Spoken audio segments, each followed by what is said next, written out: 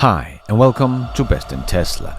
So, Tesla just dropped their Q3 numbers, and not too many surprises, but we do have some other surprises about their energy business that has come to light. That is only getting started, and seems like Tesla is once again sandbagging their future projections. This will be huge, and we might also be in for a big surprise at the 1010 event. So let's check it all out and let's dive right in.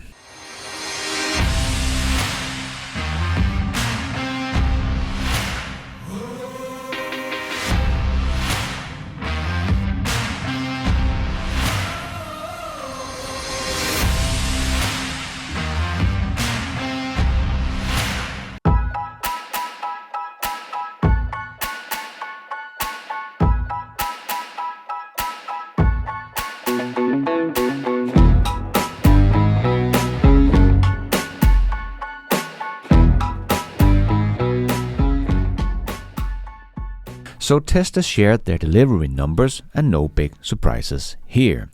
In the numbers, that is. As Roland also shared this chart showing that the estimates and the deliveries was pretty close, so we should not really be surprised by the numbers as they are predicted pretty closely beforehand. But as you can see, that does not mean that the market is not going to react. Just look at the stock price here, jumping all over the place. But the predictions and the deliveries are very similar. But maybe that has something to do with the headlines like this. The Tesla stock slips after EV maker misses estimates on deliveries. Well, first of all, this is once again just a lie from the mainstream media.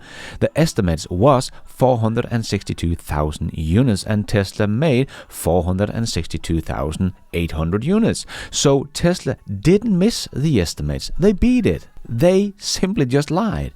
But as I said before, it is not Tesla that misses, it is Wall Street that misses. Tesla is not the one that should supposed to hit Wall Street's estimates. No, Wall Street is supposed to get what the numbers are going to be. But if they don't get correctly, well, Tesla is the one that has missed.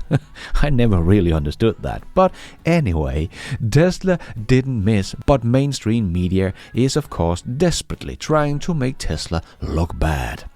But Tesla produced approximately 470,000 vehicles and delivered approximately 463,000 vehicles. So Tesla's Q3 deliveries increased by 6% year on year and 4% quarter over quarter. So they still managed to stay ahead of last year's numbers by a small amount here in Q3, so that was nice to see, because that was the first quarter this year that Tesla managed to beat last year's quarterly numbers. So good to see Tesla back growing compared to last year. So year to date, Tesla has delivered about 1,293,000 units. So still in front of BYD, that really is the only one else that is up there with Tesla in terms of delivery numbers of BEVs. That also shared their delivery numbers, and year to date BYD has delivered about 1,173,000 units of BEVs. They of course also deliver some of those hybrids, but who cares about those? So as we entered the last quarter here, Tesla is in front by 165,000 units over BYD. So it seems likely that Tesla will keep the crown as the best-selling BEV manufacturer again in 2024, unless BYD has one hell of a Q4. For Tesla to catch up with last year's numbers, they have to deliver about 515,000 units in Q4, as CERN showed in this chart. So Tesla needs a pretty big Q4 for them to catch up to last year's numbers and finally get above that 500,000 units per quarter milestone. It's a big ask, but not impossible. But let's see how it will turn out. But as always, James zooms out to give us the full picture so we don't end up with the quarterly noise. Here is Q3 of the last 10 years in comparison. Still looking very, very good to me. Since 2020, Tesla has more than tripled its deliveries. So not bad at all. But as Tesla also told us, in the beginning of the year, there would not be much growth in 2024 as we are in between two growth waves. So again, this should not come as a surprise that we are not growing much in 2024 as Tesla told us that would be the case. But what did surprise this year is the awesome growth we are seeing in energy deployment for Tesla, and Tesla continues to have big numbers in that department. Tesla deployed 6.9 gigawatt hours of energy storage products, which is up 73% year over year. So that business is still growing very, very fast. Full year of 2023, Tesla deployed 14.7 gigawatt hours. So far this year, they have deployed over 20 gigawatt hours. They might have a chance to double the deployment this year. We of course have to keep in mind that Tesla doesn't get their payment for their energy system before they are up and running for the customers. So there is quite the delay from production to deployment. As Tesla also explained, the energy deployment is going to be very bumpy road with ups and downs depending on the deployment rate of their systems, and not so much about their production capacity. But CERN also made these great charts showing us trailing 12 months, as that also smoothed out some of all that bumpy quarterly deployment. And here we can clearly see where the trend is going, up. And as CERN also wrote, trailing 12 months storage deployment are now almost 50% of the stated capacity of Lathrop Megapack factory plus Powerwall production of 50 gigawatt hours, the red bar. This points to a significant lag in energy storage deployments. Yes, a good showcase of the trend, but also a good showcase of the delay there is between production and deployment. But the red bar is also including the Powerwalls, and you might think, how is that actually going? Well, Tesla does share that they also hit a nice milestone for their Powerwalls with their 750,000 Powerwall installed. So that is also very nice trend line we can see right here for Tesla's smaller energy storage units. But remember, Tesla energy business is about to take another big leap in about 6 months or so, as Tesla reported that Tesla's Shanghai Megapack factory passed the 60% completion mark after only 4 months of construction. Now that is some Tesla speed right there. The factory is expected to begin production of the Megapacks in Q1 of 2025. Once production has ramped up to full capacity, the Shanghai factory will be able to produce 40 gigawatt hours or 10,000 Megapacks, the same output as Tesla's Megapack factory in Lathrop, California. Well, at least that is what Tesla has told us and what is expected. But Brian Wang from the Next Big Future just said that Tesla's Shanghai Megapack factory is over twice as big as expected, as the factory seemed to have a 2 to 3 times bigger footprint than Lathrop. So it seems like Tesla is sandbagging once again when it comes to this factory. Tesla is not going to build a new factory that is 2 to 3 times bigger than the old one and then produce only the same amount as the old factory, of course.